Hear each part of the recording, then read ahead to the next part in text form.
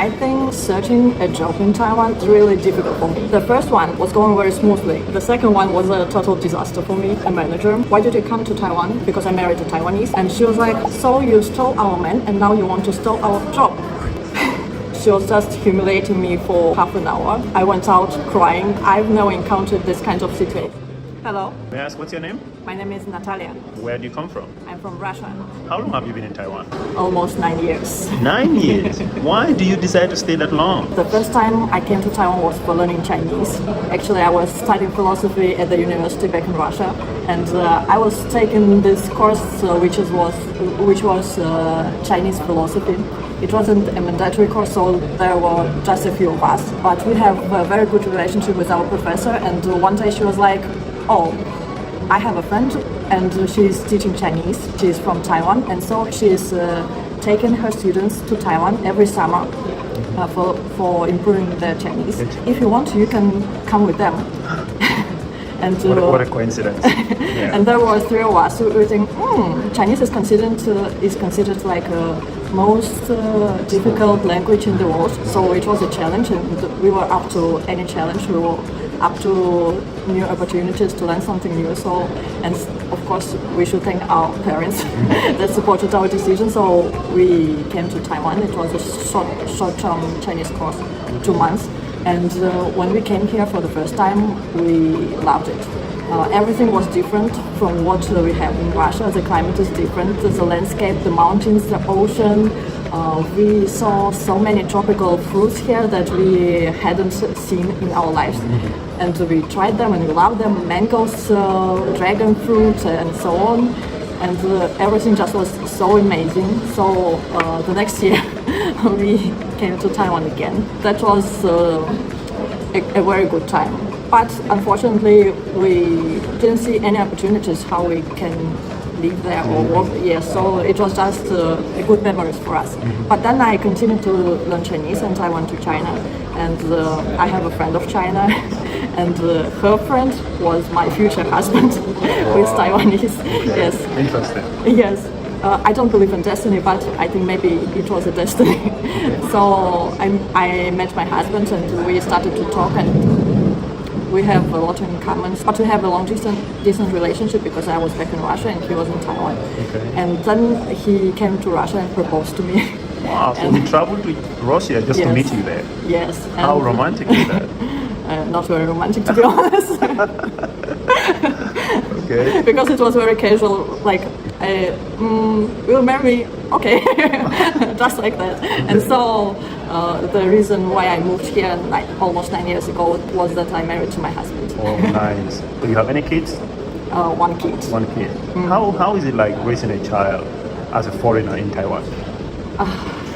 I think it was hard for me because I don't have any help. So it was me and my child, 24 hours a day, 7 days a week. So I thought it was challenging, but people are friendly to those with children here in Taiwan. So, and healthcare is good. So I think it's been hard, but it's a nice journey. Yeah. I'm happy that I had a child here in Taiwan. So is there any difference in how people raise a child in Taiwan compared to how people raise a child in Russia? There are lots of traditions that they have in Taiwan. For example, I don't know, because we are not that traditional with my husband and his family. Yes, I don't think they give us any kind of pressure. So for me, it was like I was doing it my way. So to compare, for example, when he was just a few days old, I took him for a walk, and the aunties saw me. Oh, he's so small. You shouldn't doing that. You should be in your house with your child. You cannot be on the streets like with him. No. And the child needs fresh air. Yes, and of course there were many situations like that, but it's really doesn't bother me a lot. What advice would you give to a first-time visitor here in Taiwan? Try to go to as many places as you can. Don't just be in Taipei, because Taipei isn't Taiwan. Taiwan is a lot more. When I first came to Taiwan, actually we do a round trip around the island. And I think that if you come the first time, you should do this. to know what Taiwan is. Yeah, what Taiwan really is. During your stay here, have you encountered any difficulty? I think searching a job in Taiwan or working in Taiwan was really difficult for me. I think that as a foreigner in Taiwan, you're supposed to be an English teacher. Really, a lot of Taiwanese, when they met me for the first time, they, oh, you're an English teacher, and I'm not. So when I started to look for a job in Taiwan, I have a very bad experience while in interview.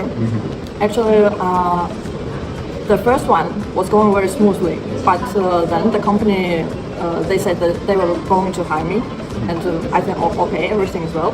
But then they called me and said that there is one more manager and wanted to interview me as well. And I was like, okay, the first one was very smooth. Well, yeah. So, but the second one was a total disaster for me because it wasn't actually an interview. There was a manager, and she was like, okay, why did you come to Taiwan? I said because I married a Taiwanese, and she was like, okay, so you stole our man, and now you want to steal our job.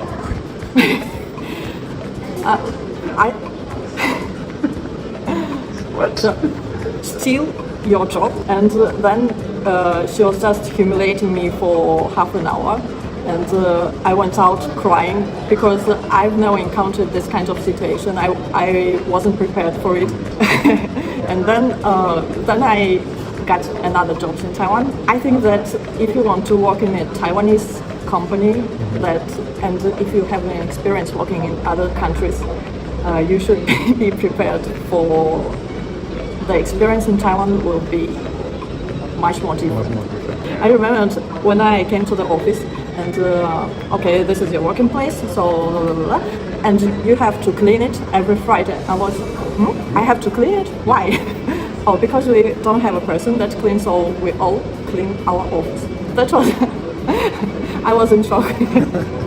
And so you have to do a lot of during your work, and you always also have to do maybe your manager wanted coffee and he can ask you to make a coffee, but it's not what happened in Russia, in Russian company. So I was just why I should do this. And I have an experience that you have to work a lot more than you are supposed to, and you are not getting paid for it. When I went to my manager and I said to him, it's not legal, do you know it? He said, yes, I know. And that's what our conversation. Wow. So, and then my colleagues, Taiwanese colleagues, they said, you don't have to do that. I said, what did I? Yeah, what did you do? Yes, what did I do? I did nothing wrong. They say, oh, that is how the things are here. So I thought this was so strange because it is your right to get paid, but even my coworkers, they don't want it. So in Taiwan, if you get hired, you should treat your boss like a god.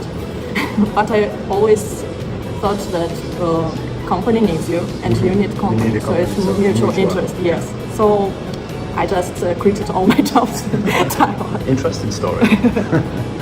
What is maybe one or two main cultural difference between Taiwan and Russia? I think a big cultural difference is what subjects we choose to talk about. So when I was working in a Taiwanese company, my coworker, she was back to her seat near me, and she was like, oh, my ass is burning. I shouldn't eat that mala hobo yesterday.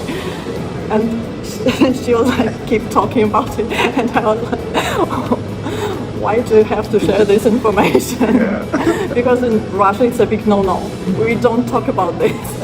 And so it was literally a big shock for me when my coworkers were like, oh, I peed 10 times in the morning, but I don't want to know this.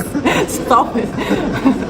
And that's a big difference. Yes, that's a big difference. And when they saw my reaction, they felt like it was very funny, so they kept talking.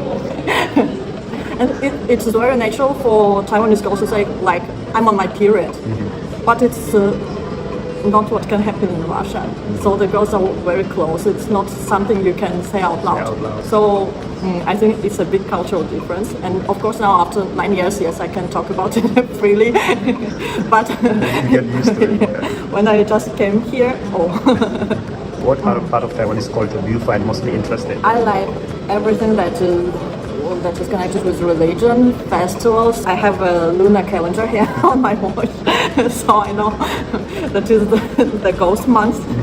And when all the holidays are, my husband, every time I remind him, oh, you know, the full moon festival is coming, so what should we do? And yes, because this is a very important part of culture.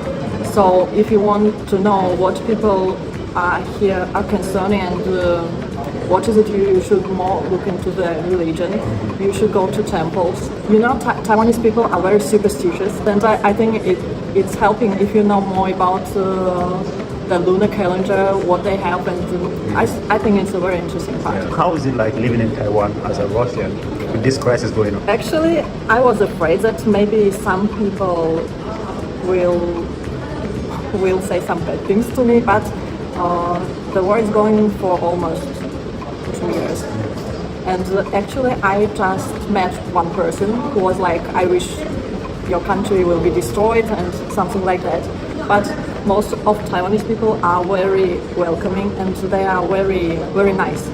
So they don't judge me even if I come from Russia, and I'm so grateful for that because I know that in some countries Russians are facing maybe a lot of rudeness towards them, but I really think that where you come from don't define you as a person. Yeah, so I think that Taiwan is a really good place for me, and I'm very grateful for it. Is there any Russian restaurant in Taiwan? Yeah, yes, there is one in Kaohsiung and one in Taipei. Actually, there were 2 in Taipei, but as far as I know, now there is a... 喜欢这个优质的创作者，就赶快去 follow 他哦！你有发现其他最具爆红潜力的影片吗？赶快投稿给达人秀吧！点击下方观看更多有